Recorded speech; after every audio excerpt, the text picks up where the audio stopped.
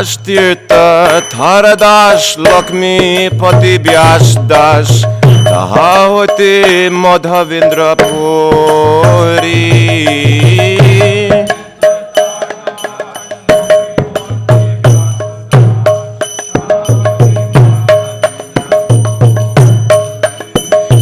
madhwa-bindra purī-bara śrī-īśwara īśwara nitānanda śrī-adwaita bhibhu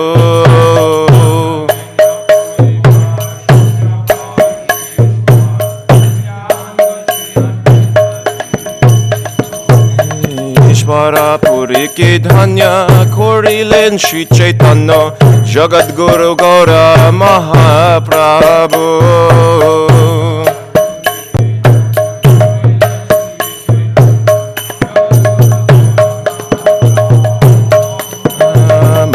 Prabhu śrī-caitanya rādhā-kr nahi anna rupanuga janira jivana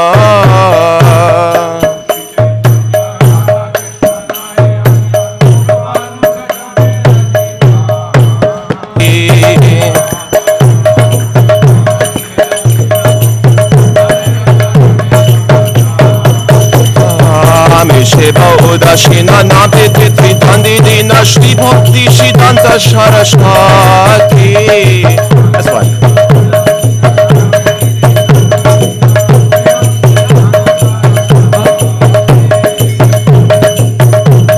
Shri Varshabhanabhivara Shada Sheba Sheba Para Tahariti Dorita Dashna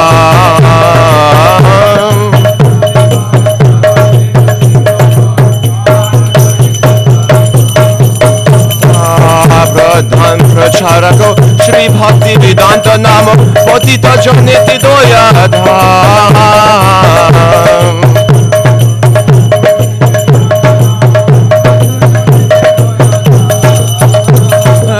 Pradhan Pracharako Shri Bhakti Vedanta Namo Patita Janiti Jaya-tīrtha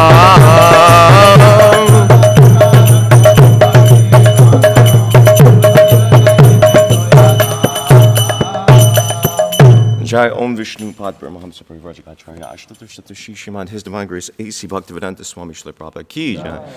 Jai Om Vishnu Pad Brahmahamsa Parivrajagacharya Ashtatoshata Shishimad His Divine Grace Śrīla Bhaktivedanta Sarasvati Thakur Goswami Śrīla Prabhupada Ki Jai.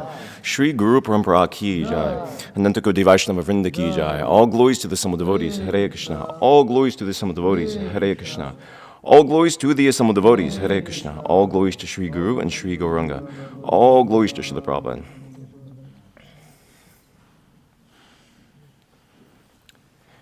Could somebody pull up? I guess I can use it. Someone use this. Jai Jai śrī-caitanya jaya-nityananda jaya-adwaita chandra jaya-gora bhakta-vrinda Jaya Jaya śrī-caitanya jaya-nityananda jaya-adwaita chandra jaya-gora bhakta-vrinda Jaya Jaya śrī-caitanya jaya-nityananda jaya-adwaita chandra jaya-gora bhakta-vrinda. Reading from Śrī-caitanya Charitamrita, Adi Lila, chapter 1, text 34. This is also the first verse of the Adi Lila. Vande Gurun Isha Bhaktan Isham Isha Avatarakan Tat Prakashan Cha Tat Shakti Krishna Chaitanya Samgyakam Vande Guru Nisha Bhaktan Isham Isha Avatarakan Tat Prakasham Tat Shakti Krishna Chaitanya Samgyakam Vande Guru Nisha Bhaktan Isham īśwara-purīke tat prakāśamscha tat shaktihi Krishna-caitanya samyakam Vande Gurun Nishabhaktan Isham īśwara-purīke tat prakāśamscha tat shaktihi Krishna-caitanya samyakam. Vishnu. Vande Guru Nisha Bhakta Isham īśwara-purīke Tat prakāśam tat shaktihi Krishna-caitanya samyakam Vande Guru Nisha Bhakta Isham īśwara-purīke Prakāśam tat shaktihi Krishna-caitanya samyakam Vande Guru Nisha Bhakta Isham īśwara-purīke Tat prakāśam tat shaktihi Krishna-caitanya samyakam Krishna-caitanya samyakam Vande Guru Nisha Bhakta Isham īśwara-purīke Tat prakāśam tat shaktihi Krishna-caitanya samyakam Vande Guru Nisha Bhakta Vande Guru Nisha Bhakta Isham īśwara-purīke Isham īśwara-purīke Prakāśam tat shaktihi Krishna-caitanya samyakam Krishna-caitanya samyakam Vande Guru Nisha Bhakta Vande Guru Nisha Bhakta Isham īśwara-purīke Isham īśwara-purīke Tat prakāśam tat shaktihi Krishna-caitanya samyakam Krishna-caitanya samyakam Matajis. Vande Guru Nisha Bhakta Isham īśwara-purīke Tat prakāśam tat shaktihi Krishna-caitanya samyakam Vande Guru Nisha Bhakta Isham īśwara-purīke Tat prakāśam tat shaktihi Krishna-caitanya samyakam Vande Guru Nisha Bhakta Isham īśwara-purīke Tat prakāśam tat shaktihi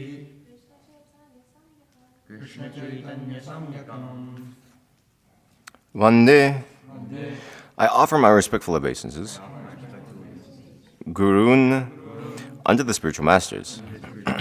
Isha Bhaktan unto the devotees of the Supreme Lord. Isham unto the Supreme Lord. Isha Avatarakan unto the incarnations of the Supreme Lord. Tat of the Supreme Lord. Prakashan unto the manifestations. Cha and Tat of the Supreme Lord. Shakti unto the potencies. Krishna-caitanya, Shri Krishna-caitanya, Samgyakam, named. Translation and purport by His Divine Grace A.C. Bhaktivedanta Swami Srila Prabhupada. I offer my respectful obeisances unto the spiritual masters, the devotees of the Lord's incarnations and His plenary portions, His energies, and the primeval Lord Himself, Shri Krishna-caitanya. Krishnadas Kaviraj Goswami has composed this Sanskrit verse for the beginning of his book, and now he will explain it in detail. He offers his respectful obeisances to the six principles of the Absolute Truth. Gurun is plural in number because anyone who gives spiritual instructions based on the revealed scriptures is accepted as a spiritual master. Although others give help in showing the way to the beginners, The guru who first initiates one with the Maha Mantra is to be known as the initiator. And the saints who give instructions for progressive advancement in Krishna consciousness are called instructing spiritual masters. The initiating and instructing spiritual masters are equal and identical manifestations of Krishna, although they have different dealings. Their function is to guide the conditioned souls back home, back to Godhead. Therefore, Krishnadas Kaviraj Goswami accepted Nityananda Prabhu and the 6 Goswamis in the category of guru. Ishabhaktan refers to the devotees of the Lord like Sri Srivas and all other such followers, who are the energy of the Lord and are qualitatively non-different from him. Ishavatarakan refers to acharyas like Advaita Prabhu, who is an avatar of the Lord. Tat Prakashan indicates the direct manifestation of the Supreme Personality of Godhead, Nityananda Prabhu, and the initiating spiritual master. Tat Shakti here refers to the spiritual energies, Shaktis, of Śrī-Caitanya Mahaprabhu. Gadadhar, Damodar, and Jagadananda belong to the category of internal energy. The 6 principles are differently manifested, but are all equally worshipable. Krishnadas Kaviraj Goswami begins by offering his obeisances unto them to teach us the method of worshipping Lord Chaitanya. The external potency of Godhead, called Maya, can never associate with the Lord, just as darkness cannot remain in the presence of light. Yet darkness, being but an illusory and temporary covering of the light, has no existence independent of light. Om Agyanantimirandasa Gananjana Shalakya Chakshur Unmilitam Yena Tasmai Shri Gurave Namaha Shri Chaitanya Manobishtam Stapitam Yena Bhutali Swayam Rupakadah Mayam Tadati Swapadantikam Vandiham Shri Guru Shri Tapada Kamalam Shri Guru Vaishnavamshta Shri Rupam Sagarjatam Sahagana Raganatam Vitam Tam Shijivam Sadvaitam Savadutam Parijana Saitam Krishna Chaitanya Devam Shri Radha-Krishna Padan Sahagana Lita Shri Shakan Vitamshta Hey Krishna Karuna Sindhu Dina Bandhu Jagat Pate Gopisha Gopika Kanta Radha Kanta Namostite Tapta Kanchana Gaurangi Radhi Vrindavaneshwari Vrishabhanu Suti Devi Pranamami Hare Pare Vanshakapratu Vyashta Kripasindu Bhyavacha Patita Nam Pavni Bhyo Vaishnava Bhyo Namo Namaha Namo Om Vishnu Padaya Krishna Prishthaya Putrishmate Bhaktivikasa Swamin Itinamane Namo Om Vishnu Padaya Krishna Prishthaya Putrishmate Bhaktivedanta Swamin Itinamane Namaste Saraswati Devi Gauravani Psharne Nivishesha Shunyavari Pashtati Dishta Tarne. Buddher Mahadbiri Mafur Vibor Nirmaya Shati Amusha Purusha Bungdi Gunan Shudasha Shudashatmaka Saranga Shishta Bhagavan Shamsime. So there is 2 titis, I guess you could call it festivals or holidays, something like that. The disappearance of Srila Sanatana Goswami. I'll speak on that a little bit. Here in Chaitanya Charitamrita, we have a description of Sanatana Goswami from himself, which is not exactly accurate. Nicho jati, nicho shangi, patita adham, kubishai kupi, pori, gonainu janama. Sanatana Goswami said, I was born in a low-class family, and my associates are all low-class men. I myself am fallen and am the lowest of men. Indeed, I have passed my whole life fallen in the well of sinful materialism. This is Sanatana Goswami speaking to Chaitanya Mahaprabhu, but Srila Prabhupada, he clarifies, actually Sanatana Goswami belonged to a Brahmana family, which is elevated, and because he belonged to the Sarasvata division of the Brahmanas, which is a high, there's different divisions of Brahmanas, Sarasvata division is quite high, and was well-cultured and well-educated. Somehow or other, he accepted a ministership in the Muslim government, therefore he had to associate with meat-eaters, drunkards, and gross materialists. Sanatana Goswami considered himself fallen, in the association of such men, he also fell victim to material enjoyment. Having passed his life in that way, he considered that he had wasted his valuable time. The statement about how one can become fallen in the material world is made by the greatest authority in the Gaudiya Vaishnava Sampradaya, who is Sanatana Goswami. The purport continues like this, but a brief description of Sanatana Goswami's background. He's from an aristocratic background, as we have in Shadda Goswami Astakam, which we sung recently. He came from an aristocratic background. He was well educated. He served in the government. Srila Prabhupada often makes the points in his lectures. He gives the example of Rupa Goswami, Sanatana Goswami. He kicked off everything. They gave up their opulence. They were well educated. They knew many languages: Sanskrit, Bengali, Persian for dealing in the courts. They were very well-rounded and and even within Shastra, both of them actually, all the Goswamis, Sanatana Goswami especially so, because he was empowered to compile books such as Hari Bhakti Vilas by Lord Chaitanya. Lord Chaitanya instructed Sanatana Goswami 4 things: to excavate lost holy places in Vrindavan, to compile devotional scriptures. What are the other two? To establish, I forget the other two offhand. To establish temples, I believe is one, and then one other I forget. I believe to broadcast the bhakti cult is the fourth one. So he did all four, and he was especially empowered to do so. Sanatana Goswami, he was doubtful that he would be able to compile.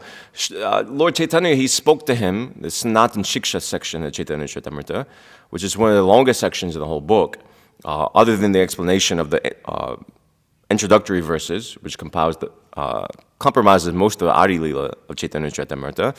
Otherwise, Sanatana Goswami's instructions that he received from Lord Chaitanya comprise a major part of Chaitanya Charitamrita, and practically our whole philosophy is based on that. Srila Prabhupada's purports are more or less based on that. And many of the verses that our acharyas quote and Srila Prabhupada quotes, they come from those verses that Lord Chaitanya quoted to Sanatana Goswami. You'll find many verses there, just like there's so many things. Satam prasangam mama virya samvido, that comes, there's so many. Acharya mam vijaniyan, and even with even just putting the Sanskrit aside, many of the Bengali verses which we quote, like Jibir Sharup Hoy Krishna Nityadas, and then this Brahmanda Brahmati Kono Bhagyaban Jiv, etc.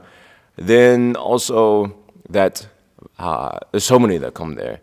That Vyāsa-dāsa had compiled the scriptures, the Vedas and the Puranas with the intent of helping the conditioned living entities. What's another one? That the pure devotional service is eternally situated within the heart of every living entity and is awakened by the process of hearing and chanting. The description of the Bhakti Lata Bij, that whole description that's there, is given by Lord Chaitanya there. And then there's so many things there. There's a description there I particularly like. I think it's chapter 22 or something like that. It's entitled The Opulence and Sweetness of Krishna. So Lord Chaitanya, if you've read teachings of Lord Chaitanya, you kind of get a synopsis of what was spoken there, even if you haven't read Chaitanya Charitamrita, which I think most haven't. But it gets quite philosophical, quite dense, especially in the beginning. It describes the position of the living entity, quoting from different shastras, and then it describes the different, how Krishna manifests through his avatars, how there's technical terms which I don't even remember, Vaibhava Prakash forms, Vilas forms of the Lord, different technical divisions of incarnations, and then you have the 24 Vishnu Murtis in the spiritual world, which all have, and there's a description there, of all the 24 Murtis, and exactly in which hand each Murti is holding, which item, conch, disc, mace, lotus, etc., like that. So it's quite technical. And then it goes on to a chapter, The Opulence and Sweetness of Krishna, which is a very nice chapter. And you have there a description of Lord Chaitanya beginning. My memory is a little hazy because I haven't read it for a while, but he gives a description of the material world, the insignificance of the living entity, and the vast extent of the material world, and how, I believe there also is the description of Brahmā coming to Dwarka, and Krishna asking, who is this Brahmā? Something like that. That the story comes there. So there's a description of how the greatness of the universe is, and then all these universes are emanating from the usual stuff. It's coming from the pores of Mahavishnu, and from Mahavishnu is just but an expansion of an expansion, etc., like this.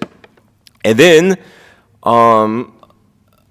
Lord Chaitanya, in talking about Krishna, he suddenly goes into ecstasy, and he starts narrating more and more about the bodily form of Krishna to Sanatana Goswami, describing how Krishna is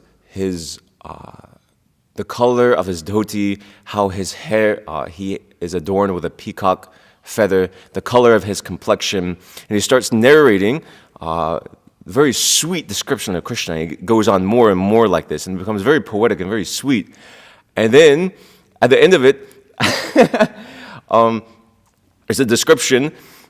He grasps Sanatana Goswami's hands, and while narrating all this to Sanatana Goswami, he grasps his hand, almost like he's speaking in madness about a description of Lord Krishna. And then he says at the end of it, he regains his senses after ecstatically narrating Krishna's form and the sweetness of Krishna to Sanatana Goswami. And he says to Sanatana Goswami, actually, I didn't intend to tell you all that. I didn't mean for that to happen. And there's other things that's there. Sanatana Goswami in the 20th chapter, he asks Lord Chaitanya, so there's many different technical things, and then Sanatana Goswami, he asks about the incarnations for the different ages, and then he says, who's the incarnation for the age of Kali? And then he quotes this Krishna Varnam Tvisha Krishnam, or maybe Chaitanya Mahaprabhu quotes it, and then because he's trying to expose Chaitanya to, in other words, to amend himself to be the Yuga avatar, and Lord Chaitanya says to Sanatana Goswami, Sanatana, you're very clever, you can't trick me.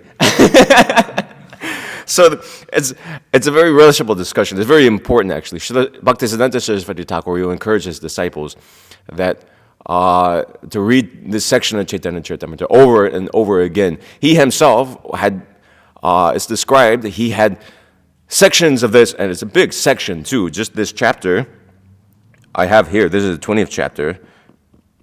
You see, this chapter has 400 verses. So Srila Bhaktisiddhanta, he will quote at length the sections, both the Bengali and Sanskrit, of the Sanatana Siksha, this section in the Chaitanya Charitamrita. So if we just study this, and practically if we just memorize the verses that are here, we have a pretty good repertoire of verses for our Krishna consciousness. So it's very valuable. It spans over 4 chapters, Atmarama verses also. That, although, I don't know, I think that's included there. So 4 chapters I think it spans. So, and Sanatana Goswami did many other things. I'm just giving a gloss. Obviously he had the association with Chaitanya Mahaprabhu, and then Lord Chaitanya instructed him as a narrator to go to Vrindavan, develop it, etc., which he did, to write devotional scriptures, which he did. He's notable for many different things, principally which are read now.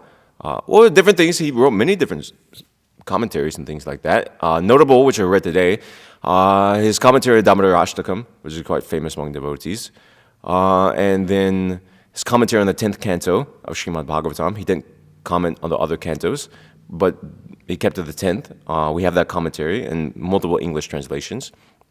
Brihad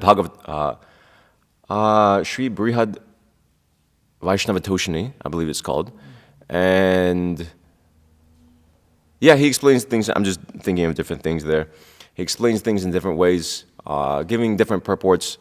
I won't cite that. Some are coming to mind. And then other things, Hari Bhakti Vilas, he compiled a very important text for Gaudiya Vaishnavas, many whichever our usages are taken from there. Sanatana Goswami, he resided in Vrindavan, the Govardhan area specifically. And apparently, I haven't been there, so I've heard, is that today in Vrindavan, Govardhan specifically, gets the largest amount of crowds of the whole year, because it's the disappearance day of Sanatana, even more so than Govardhan Puja. And here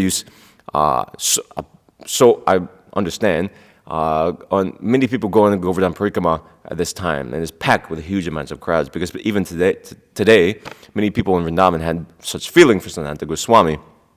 I mean, he developed the whole area. Previously, when Lord Chaitanya went, Vrindavan was just a sort of, I was there, but largely it was lost. Rupa Goswami, Sanatana Goswami, and the other Goswamis, but principally these two, they did a lot of work to renovate Vrindavan as Chaitanya Mahaprabhu instructed them. So he did a lot for Vrindavan. I mean, he's our Acharya, but also to the Vrajavasis, to those who are living in Vrindavan, he did a lot for them. He's a local hero. You could take it like that. So this is Sanatana Goswami. Then otherwise, today is Guru Purnima. It's also called Vyāsa-Purnima. It's the appearance of Vyasadeva. He incarnated this day. He's Shaktivesh avatar.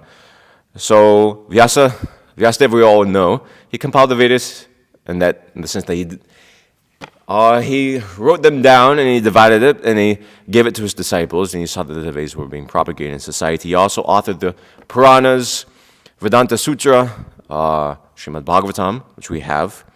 And the interesting point about Vyasadeva, I heard Guru Maharaj mention this in a recent lecture. Krishna Kirtan Prabhu, for those of you who know, we have his bhajans. He's a Bengali kirtan singer. He left his body some years ago. So he's Bengali, and he knows many different bhajans. He sings many different bhajans. And most of our bhajans, they're composed in Bengali. And Bengali is quite poetic, is a poetic language. Guru Maharaj had asked him, or Bhakti Vikas Maharaj, my spiritual master, had asked him, who's your favorite poet? because there's so many different Vaishnava poets. Actually, if you look at Bengali literature, there's mundane poets, but a vast majority of Bengali authors, even those who study the history of Bengal, mainly and the literary contribution is principally Vaishnava works, actually. So there's so many poets. So Guru Maharaj had asked him, who's your favorite poet? And instinctively, Krishna Kirtan Prabhu, he knew Sanskrit. He had training growing up, so he understood Sanskrit too. And instinctively, he replied to Guru Maharaj, Vyasadeva. So not only is Vyasadeva, it just sort of came like that, Of all poets, who was your favorite? Vyasadeva. So Vyasadeva, unfortunately, we can't understand, most of us. He's not only the author of so many shastras, but he's also a very great poet. He's the highest poet. If you see some of the verses in the Srimad Bhagavatam, Srila Prabhupada will quote one, how does this begin? Danger at every step. Padam padam viparam natesham. This verse, he will quote it. Yeah, he will quote this Sanskrit, and there's others in the 10th canto too. Yeah, particularly the 10th canto has many verses, and even the BBT commentary, it makes this point in different places. The Sanskrit is so sweet, actually. And Vyasadeva, he could have compiled it differently. Some things, he compiled it. He's giving a description, just like if we give a description. It's a synopsis. He may not be describing everything in toto, but he compiled that language. He gave that language as it was. So, of course, he's a Shaktivesh avatar, but he has such poetic ability too. So, this is Vyasadeva. So we worship Vyasadeva. Because he's the spiritual, as guru on this day, he appeared on this day, he's giving us transcendental knowledge. He's compiled the Puranas, Vedanta Sutra, Vedic literature with the intent of benefiting the living entities, therefore we worship Vyasadeva. It's also called Guru Purnima, because the spiritual master is representative of Vyasadeva.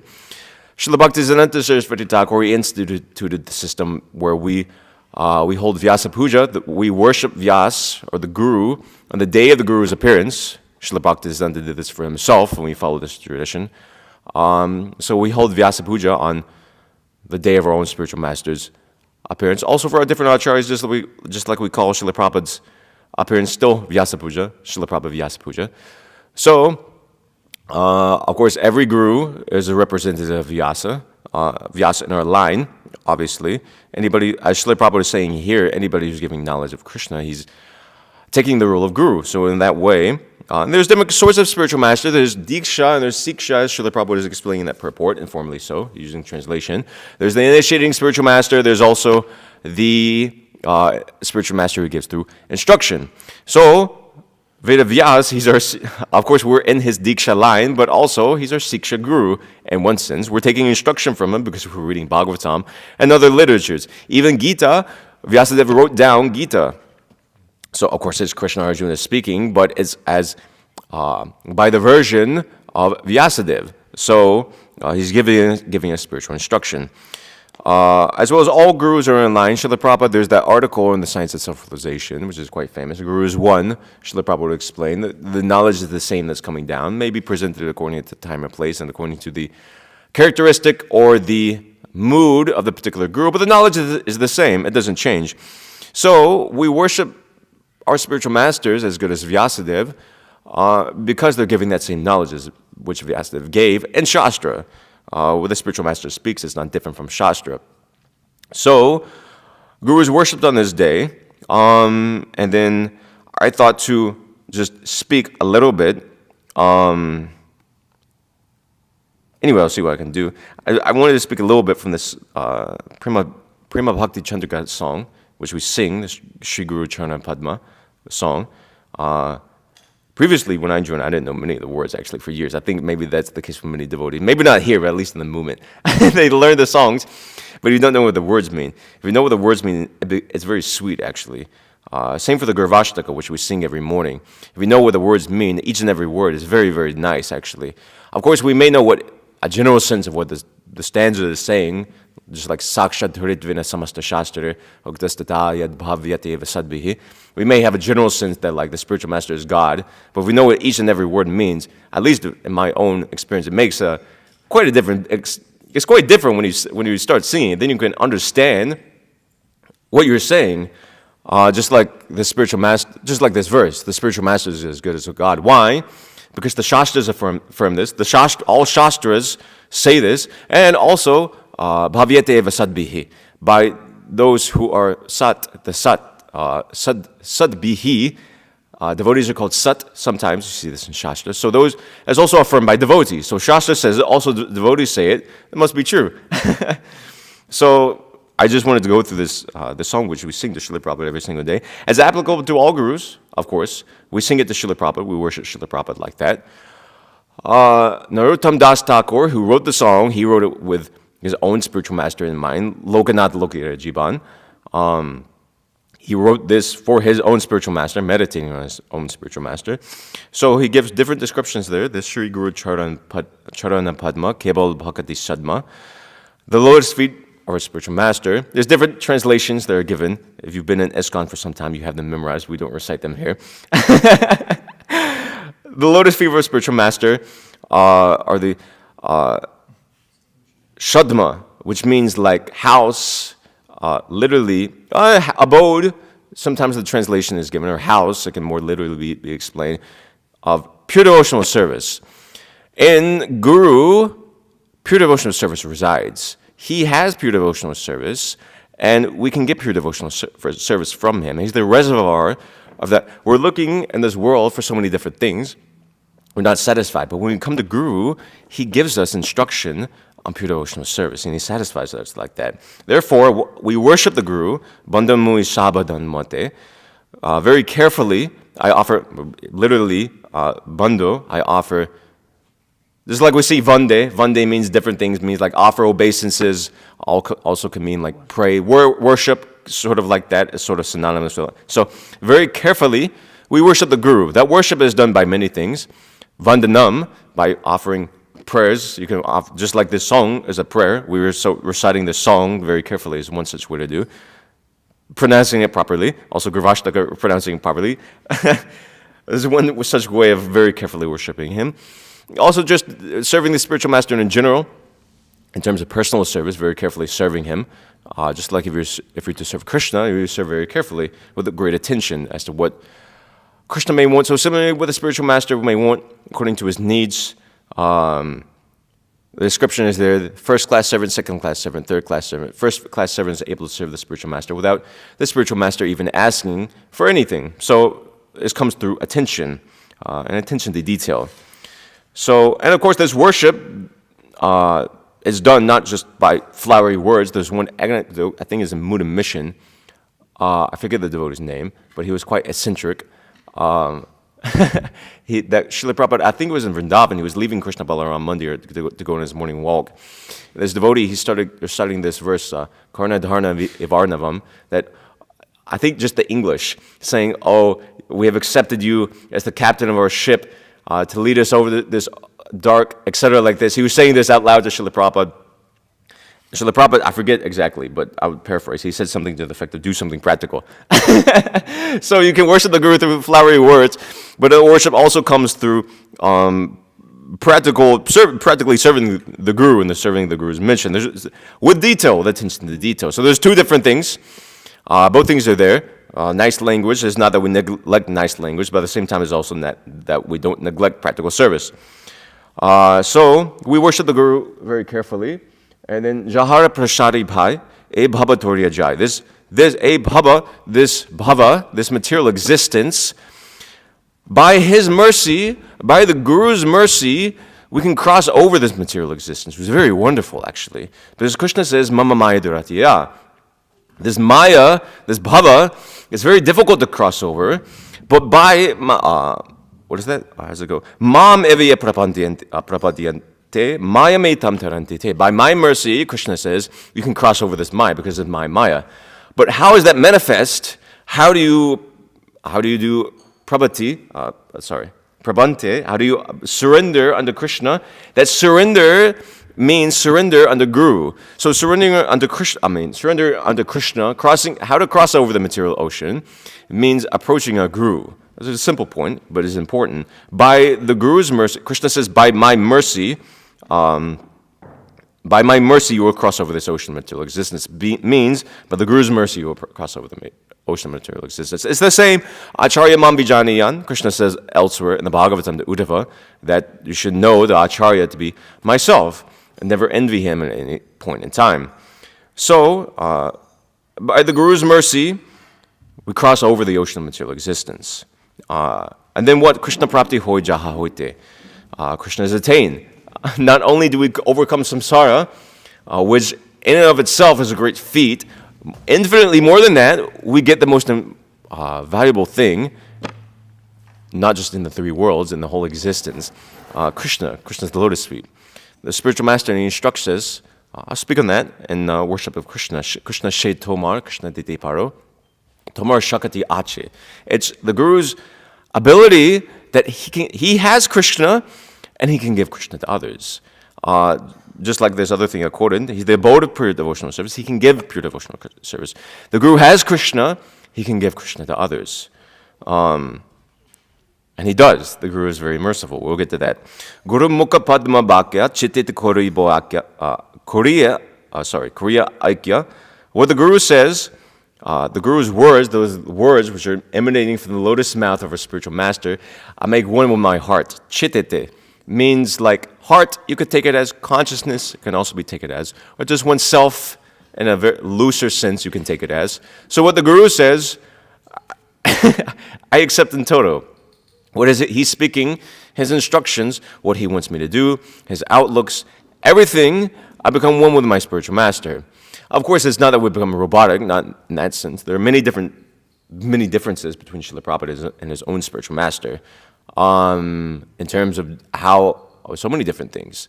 How, even, just a personality, would speak of other things, how he presented the philosophy of Krishna consciousness, the things he emphasized in Krishna consciousness, of course, depending on time, place, and circumstance. But even in India, we see how Srila Prabhupada is preaching in a very different method than his own spiritual master.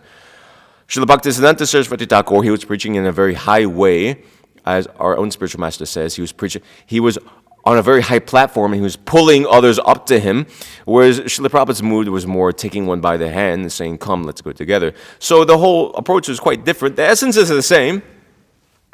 Approach was different. Of course, different disciples imbibed differently.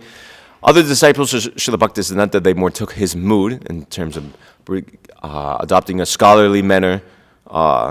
We see Srila Prabhupada, he was the most successful of them all, not to their denigration, but he was the best disciple of his Guru Maharaj, but he was different in quite some ways.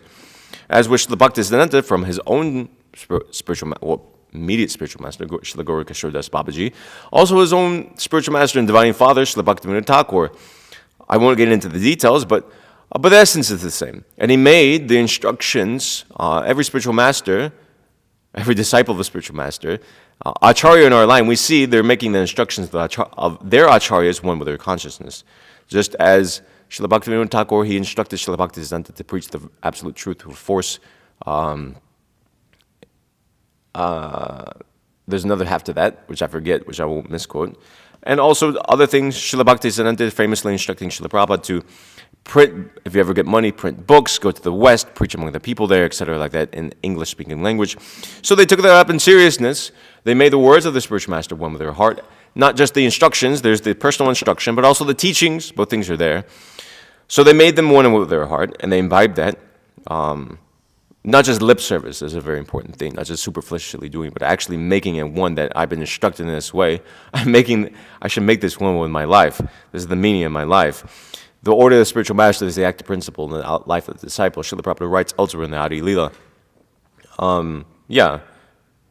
Aruna korihu mani asha. There's no other desire in my mind other than what the spiritual master wants of me. Sometimes we have this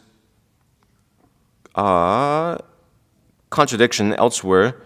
It comes later. Well, anyway, I'll get to that later. So there's no other desire in my mind. It's very obvious.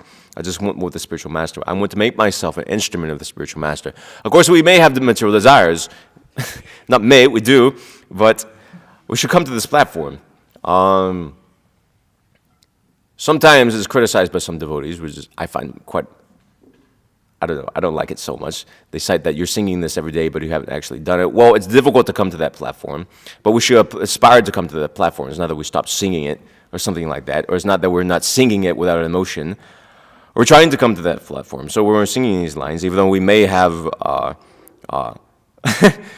Koriyomani asha, there may be other ashas in our mind, we should have at least have the resolution that to come to that platform. We're trying to come to that platform to minimize material desires and to make the service of the spiritual master the central point of our life. Shiguru charane rati eshe ottama-jati. Attachment to the lotus feet rati for the lotus feet of our guru, it's our ottama-jati. It's easy to understand. It's the highest goal. It's my goal in life, just to have affection for the lotus feet of the spiritual. It's very sweet, actually. Of course, this means different things through that attachment isn't sentimental. Sentiment is there, actually. It's not that devotional service is dry. Just as Narottam Das Thakur, he's writing very beautiful prayers to his own spirit. He has genuine feeling for his spiritual master.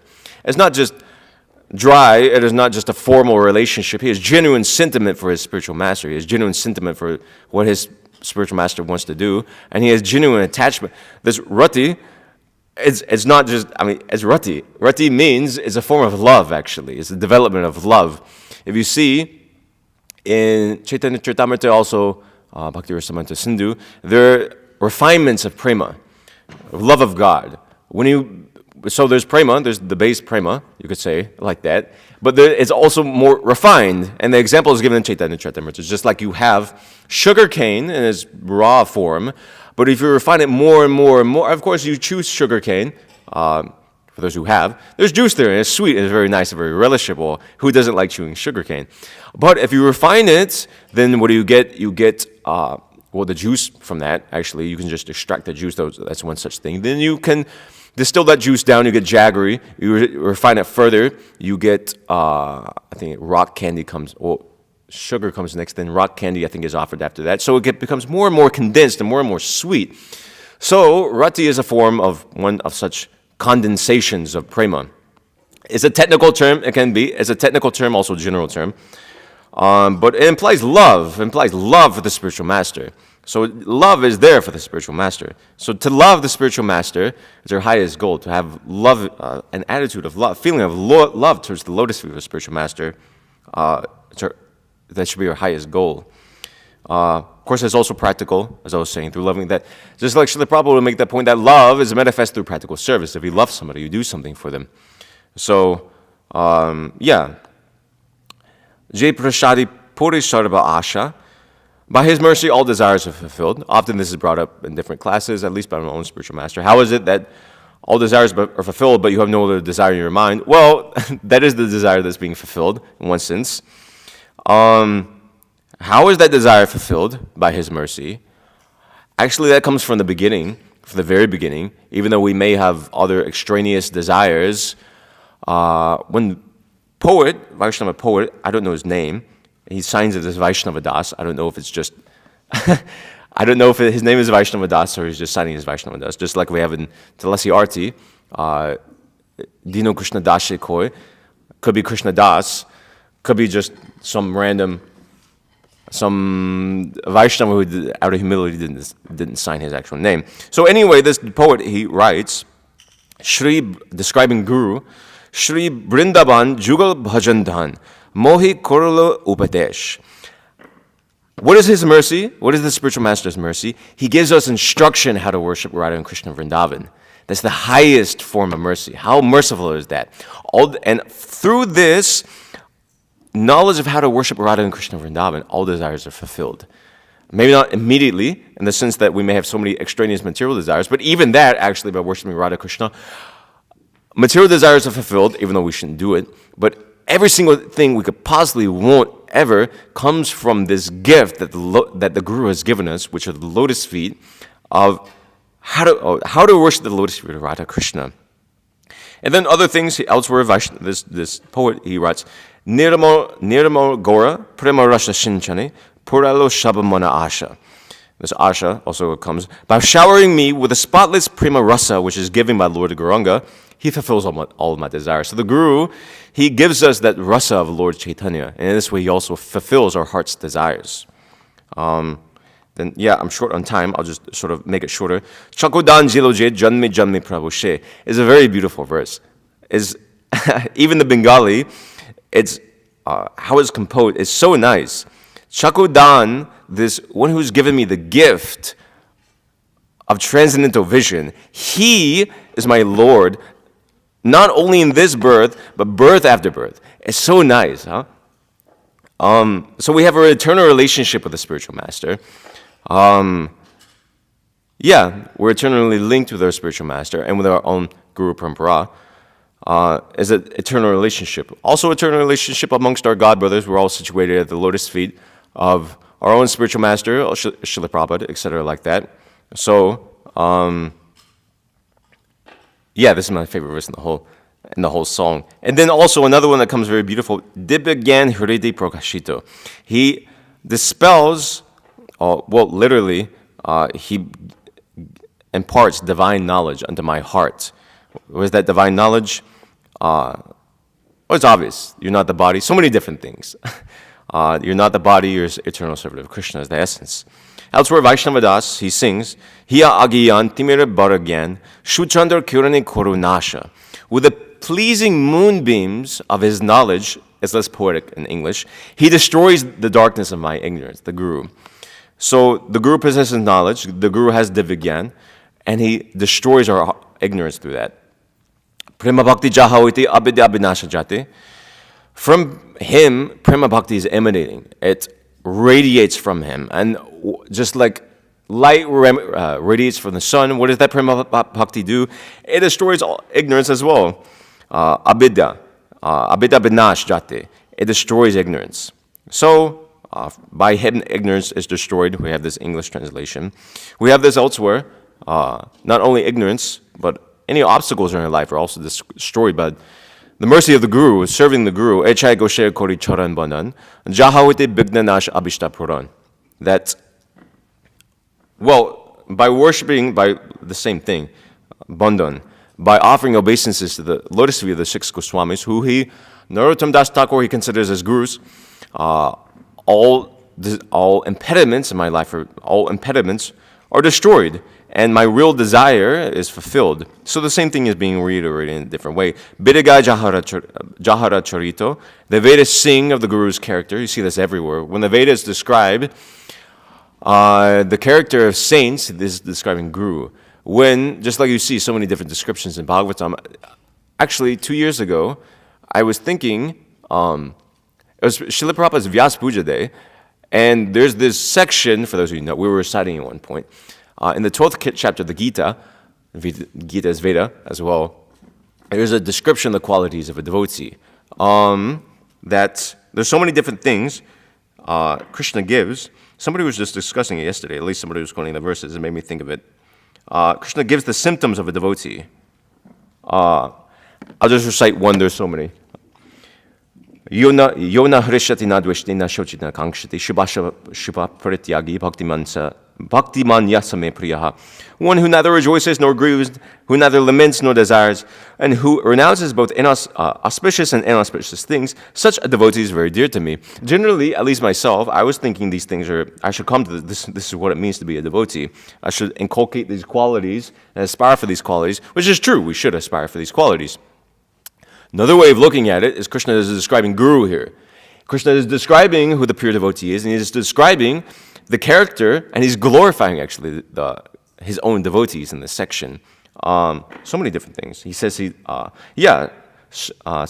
chamitri. He's the friend of everyone. Tata-mana-padmanābha. He sees everyone as equal. He tolerates pain and misery, etc., like that. So he's glorifying his pure devotees. So this Bidagai Jahara Charito, even Krishna himself is doing this guy. He's singing his devotees' glories. Gita, Krishna's singing, he sings. So he sings his devotees' glories. And then, continuing, Shri Guru Koruna Sindhu Adhamajanara Bandhu is also very beautiful how it comes. It's easy to understand too, if you have some Sanskrit terminology. He's an ocean of mercy, Karuna Sindhu. Shri Guru, Karuna Sindhu Adhama Janara Bandhu. He is an ocean of mercy. He's the friend of the fallen. The Guru, who is not fallen among us, we've all been uplifted from the hell of material life. How? By the Guru. There's another thing that,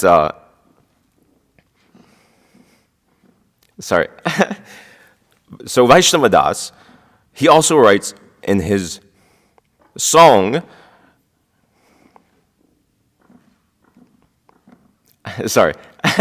he also writes in his song here that Ayachita ehno patita heri jo bahun jachi dialo harinam.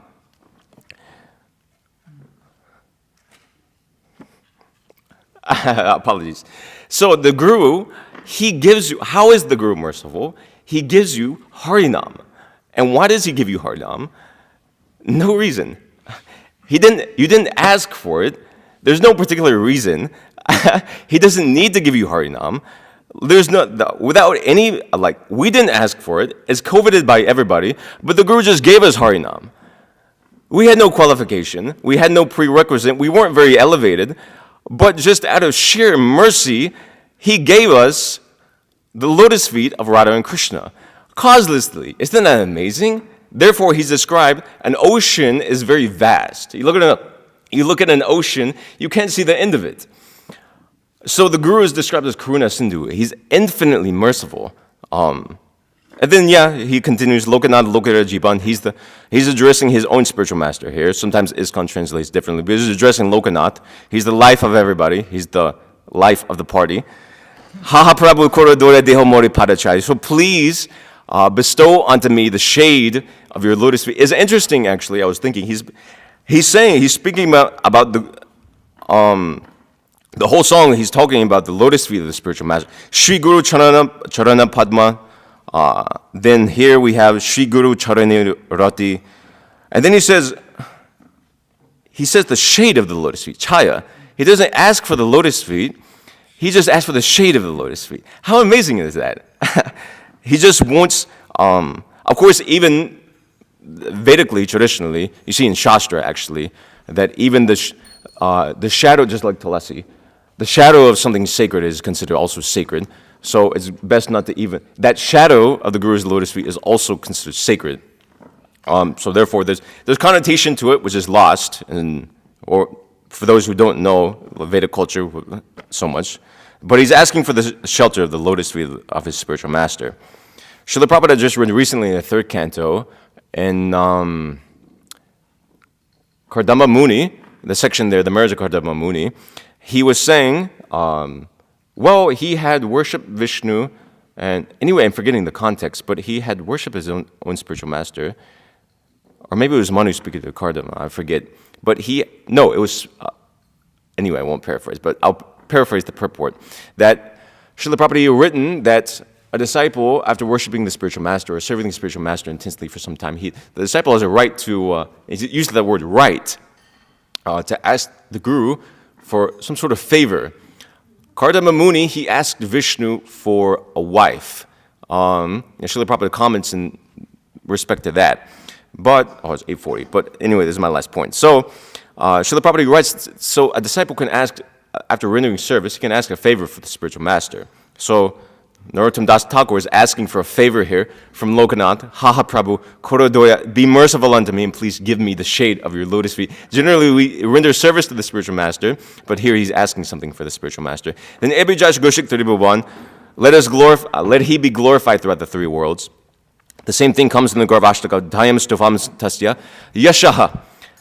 Meditating, Stovams, glorifying.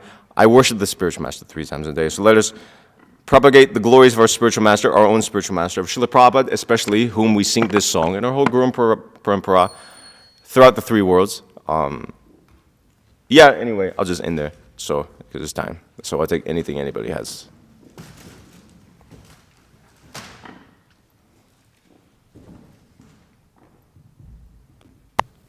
You were saying there's different levels of prema, and you were describing the variations of sugar. Have you heard or read that there's different levels of madhyama? Kanishta Yeah, Uttama? that comes in different places. Srila Bhaktivinoda Thakur, he gives that. I think Vishwanath Chakravarti Thakur, he gives that too. There's lower. If you see this book, what is it called? Shuddha Bhakti Chintamani by Shiva Maharaj. He gives a good compilation of all those things because sometimes they're a little contradictory. So I think he even has an appendix in the back where he gives that. So, but yeah, there's different levels of Madhyamadikari, Kanishta-adhikari. It's just like somebody's coming to the temple, easy to understand. Somebody comes to the temple newly, there's Kanishta-adhikari. In one sense, they're worshiping Krishna. But there's a difference between like Kanishta-adhikari day one and Kanishta-adhikari after many, many, years of devotional service. So same thing, there's a difference between, even low-level Madhyamadikari. And even Mahabhagavats, there's levels of Mahabhagavats too. It's described of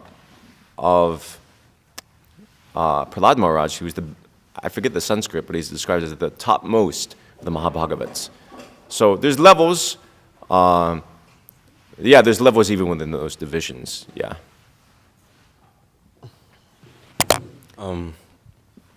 If you don't know the answer to this question, just say it. But it is, when it comes to Guru Tattva, it's very confusing. Yeah. But you might know, you might not. But you mentioned like Chakudandi or Jame Prabhu say. Yeah. So if your Guru falls down and at that point, I guess at the moment you took initiation, they were bona fide, but then they fell down later. But if they're no longer initiating, then the whole understanding of birth after birth, does that mean that the Guru you chose was wrong? Because I always try to understand this. Well, complex question. better answered by listening to Guru issues. Yeah. But I didn't know if you... I can give my own thoughts on the matter. Okay. I don't know how authoritative they are. Well, one thing is that you don't choose a guru. Krishna sends you a guru if you're sincere. Now, another thing is that somebody can be of a cheating mentality and Krishna can cheat them. That's another thing.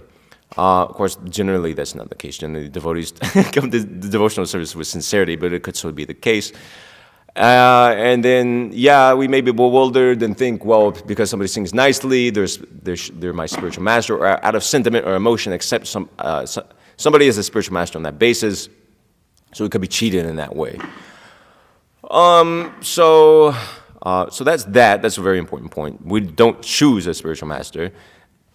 Externally, it looks like it, and it looks like we have freedom of choice, but actually, it looks like we have freedom of choice in the material world, but we're forced by Maya to do so many different things. So similarly, Krishna consciousness, it looks like we're doing things, but actually Krishna is making invisible arrangements in our life in so many different ways, as actually what's going on. Same thing with a spiritual master, accepting a spiritual master. If he falls down, what happens is your connection nullified. My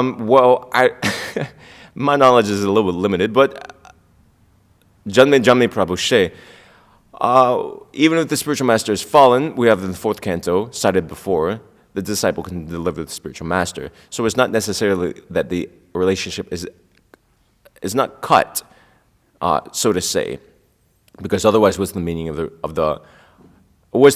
the guru doesn't go back to Godhead, it implies he's impure, but if the disciple goes, it implies he's pure. So what's the meaning of the statement otherwise? If always you get my gist? So it doesn't mean the relationship is cut. That's my understanding. Of course, in this life, the guru may be having some sort of issue, and the disciple may even supersede the guru, which is an unusual case. I won't go into detail because I can't give so much detail. If you want detail, you can listen to that lecture series. But that's my own understanding thus far of what occurs there. Yeah. I didn't know if you heard those series of lectures. I need to go back and listen to them. And on another point, about Vyasadeva. Yeah. I mean, I've heard this. I'm not sure if it's true. It might be. But that, Vyasadeva, he compiled the Vedic literatures, but then Ganesh wrote them down. Like, I've heard this. No. Well, I mean, it's said that specifically Mahabharata. The others, I think he compiled, so far I understand. We have those paintings of Vyasadeva, this writing, at least. But that's mentioned in the Mahabharata himself. Vyasadeva had a deal with Ganesh that if you write this down, please write this down for me. And Ganesh said, well, I'll write it down only if you don't stop speaking. So Vyasadeva, he continuously spoke the Mahabharata as Vyasadeva transcribed it. The other ones, so far I understand that wasn't done because that only comes in Mahabharata. Okay, so Ganesh only wrote down. Yeah, I mean we have statements in the Bhagavatam that Vyasa specifically divided the Vedas and wrote them down. That comes like literally in the Sanskrit itself. So presumably it's factual. So yeah. I could be wrong, but didn't I hear that the Vedas are written with the tusk of Ganesh? I don't know. I'm not saying you're wrong. I just genuinely don't Have you know. ever heard that? I thought he broke off his own tusk.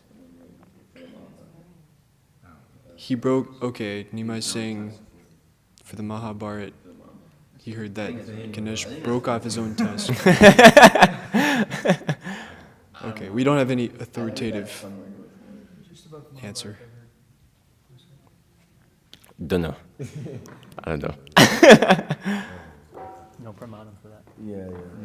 Anything else? So if this is the spiritual master birth after birth, does that mean it was a spiritual master in previous births Yes. too?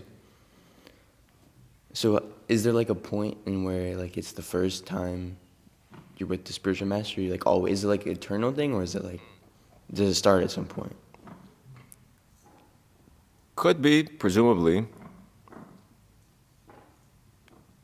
Another thing is that we don't have, it's not that when we go back to the spiritual world, the relationship with the spiritual master is already there, because it's eternal. Presumably, no. I don't know, it's complicated. Does eternity have a beginning? If eternity has a beginning, how could then it... What is this moment in the scope of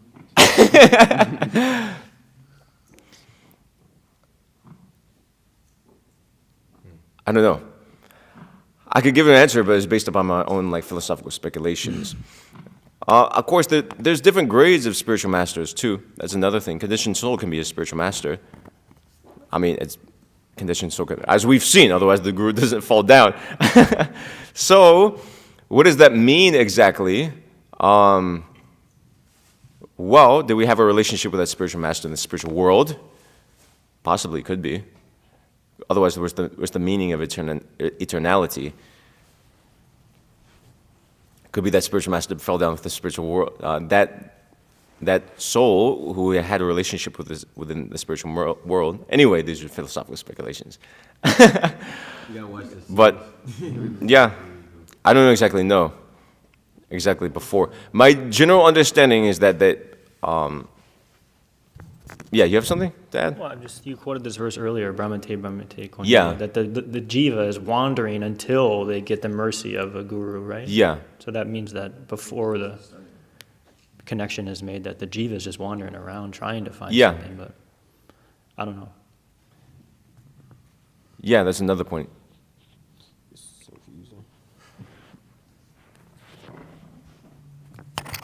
At least from the point of acceptance, I understand is eternal. Other things, I mean, even before, I mean, yeah, you're asking even before that point of acceptance. It could be, the thing is, sort of, even that is a sort of gray area. Then you take diksha over multiple lifetimes. Then it looks like you're accepting a spiritual master, but actually he was your eternal spiritual master. Many disciples, Srila Prabhupada, he told this to us, many disciples that, I mean, there's this section in Buddha Mission, eternal associates, how some disciples Srila Prabhupada considered to be eternally associated with. And Krishna had sent those disciples, had them take birth in the West. And elsewhere, the statements where the spiritual master goes, naturally his associates also accompany him there. The spiritual master has eternal associates as well. I think this has been spoken on previously. So, I mean, it looks like externally they may have taken initiation, but it may just be a superficial thing in some cases. So, just two quick things. So one, I hadn't heard the Shiksha Guru being also representative of Krishna. yeah. That's anyways, that's we always hear about the Diksha Guru taking that position, but yeah, I'd It's in the first chapter of the Chaitanya. which I haven't read, so that was Yeah, just like we accept Srila Prabhupada. Srila Prabhupada isn't our Diksha Guru. But, I mean, we see him as a representative of Krishna. I mean, he's an empowered incarnation of Krishna. I mean, Shakti Vaishavadar, practically. So, but he's our Siksha Guru. We didn't take Diksha from him directly, but he's Sakshat Hari. So, it's the same thing. So those, so yeah, especially within the line itself, we accept them as representatives of Krishna. Even And- the Goswamis. yeah, even this- Lord Chaitanya wasn't there. He was their Shiksha Guru. Yeah, He wasn't actually the Diksha. yeah. For some. For some, we accept the, for example, Rupa Goswami, Sanatana Goswami, they're initiated by Chaitanya Mahaprabhu. We take it like that. Even though there's no formal ceremony, etc., like that, that we know of, but we follow the line like that. The line comes like that. Of course, that was done by instruction, but we also trace the Diksha line that way. So, anyway, that gets a little complicated if you trace the parampara.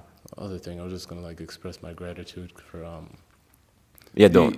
I Okay, have to. do you have anything else? I know it's an uncomfortable position, but honestly, it's really easy for us to get so caught up sometimes and actually forget what the Guru has given us. So I really appreciated the way you put the class together. Yeah, he's given us something wonderful, so we should try to do something for him. I quoted this before, but we should get something from the. Or should the property say we should get a certificate from Krishna that this man has done something for me? I can't exactly go to Krishna. I mean, Krishna's there, but we're not exactly on speaking terms. I can speak to him, but he hasn't spoken to me so much. But at least I can get a certificate from the spiritual master. It's very tangible, Do something that pleases your spiritual master. So, and everything you're doing, try and please the spiritual master. Yeah, always think like that. Now I got to go over there because time is short. Anything from the Matajis? Yes, there's one over there.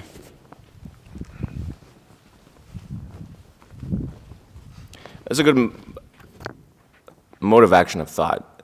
We said that often, but thinking what I'm doing right now, how I'm about to act, would my spiritual master like that? Is that like bringing pleasure to him? Would that like facilitate his pleasure? And like any act is a good. I mean, yeah, that's the point of our lives, to serve him. So, yes. So it's said that the devotees are very dear to Krishna. And so the spiritual master is also very, very, very dear to Krishna. Yeah.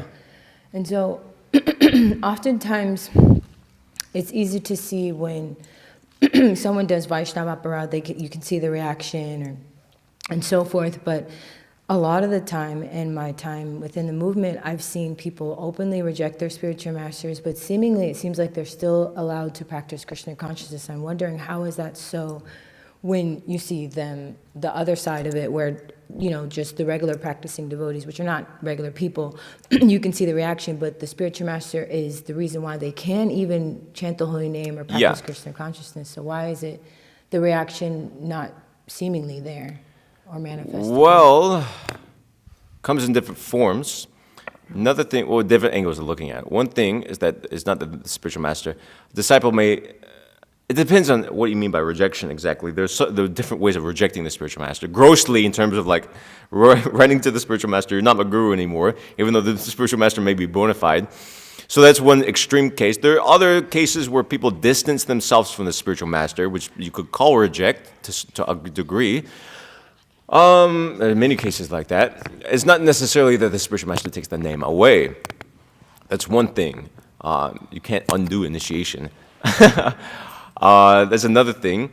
And another way of looking at it for one who is, if somebody rejects a spiritual master, how is it he's going on in Krishna, bona fide spiritual master? How can he go on in Krishna consciousness and not fall down like we see some people falling down? How is he able to engage in Krishna consciousness? Well, he's not. Externally, it looks like he's doing so, but he's not engaging in Krishna consciousness, nor will Krishna accept whatever he's offering, because everything's done through the guru. So say, I have a bona fide spiritual master, I whimsically reject him, Krishna won't accept my devotional service. It's not a mechanical thing. Just like we can chant the names of Krishna, but Krishna is not obliged to manifest within those names, especially taking more extreme example, Mayavadis chanting, they can chant the syllables, they can move their mouth in such a way, but that doesn't mean they're getting purification, that doesn't mean they're reawakening their relationship with Krishna. So the same thing through that. Somebody may grossly fall down, somebody may not, but they may go on with the process of Krishna consciousness. To some degree, that may be Krishna's mercy upon them, or the stock of their own karma, but they're not getting fruits, exactly. Progress in Krishna consciousness so long they remain like that. So, that's okay? Yeah, thank you. I was mainly talking about like the gross rejection. Yeah, if they do a gross rejection like that of a bona fide spiritual master, just simply put, they're not making, it's a show of devotional service. Yes, there's something? Could you please speak on what mood practicing devotees should have regarding those senior devotees that have fallen down, they've made some mistake, they've fallen down. It seems that I've seen and heard this approach that practicing devotees have, that you just completely reject everything that those senior devotees have ever said. But Krishna and Bhagavad Gita says that, you know, even if my devotee commits a most abominable act, he's still my devotee. So how, I think you understand my question. Yeah, I get the gist. Just like you take, senior devotees, many senior devotees as disciples of Srila Prabhupada, and there's many disciples of Srila Prabhupada, fortunately or unfortunately, who have rendered a lot of service to Srila Prabhupada throughout their life, or even during Srila Prabhupada's presence, but then somehow or other, and may have been doing very great things for Srila Prabhupada, somehow or other they fell down. I'm not speaking of the rejection, sort of, I will leave that aside, that's different. But somehow or another they just fall down, they have a slip up. That doesn't mitigate their glories. As Krishna says in Gita, as my spiritual master wrote about one such devotee, he stole Srila Prabhupada's dog. So, it doesn't mitigate volumes and volumes and volumes of devotion. One sinful act can't mitigate volumes and volumes and volumes of devotional service. Of course, it's not that we encourage that. We actively discourage that, nam no balad, etc. But we should always keep in mind the volumes of service a devotee has rendered over the course of his life. And particularly the circumstances. Often, how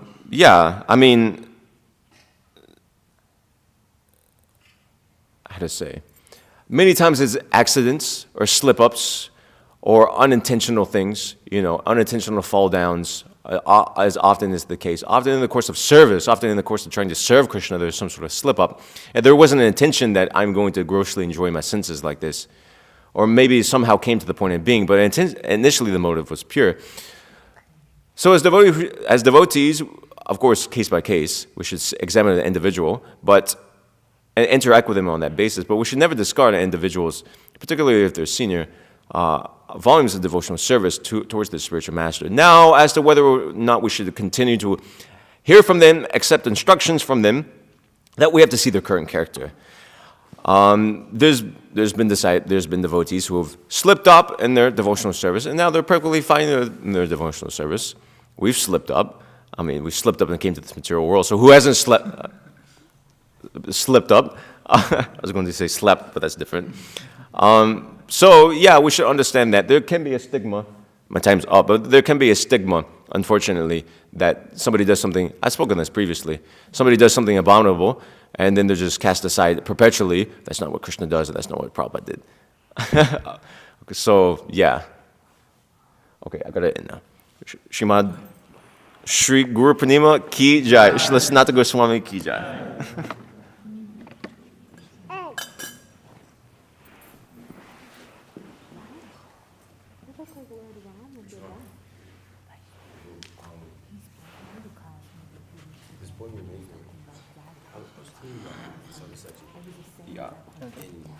Don't wear it.